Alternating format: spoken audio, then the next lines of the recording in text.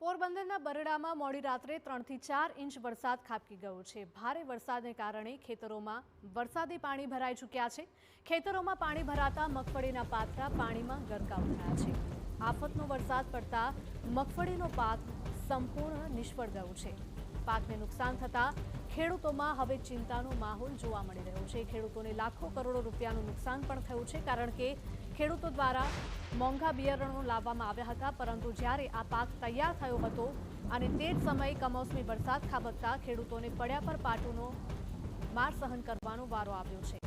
પોરબંદરના બરડાથી આ સમાચાર છે કે જ્યાં મોડી રાત્રે 3 થી 4 ઇંચ વરસાદ ખાબકી ગયો અને ખેતરોમાં પાણી જ પાણી થઈ ગયું છે। ભારે વરસાદના કારણે ખેતરોમાં પાણી ભરાતા પાકને પણ નુકસાન થયું છે।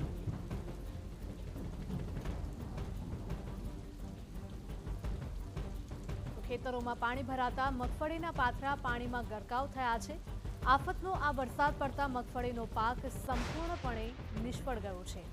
પાકને નુકસાન થતા ખેડૂતો હવે ચિંતામાં મુકાયા છે। પોરબંદરના બરડા વિસ્તારના આ દ્રશ્યો છે।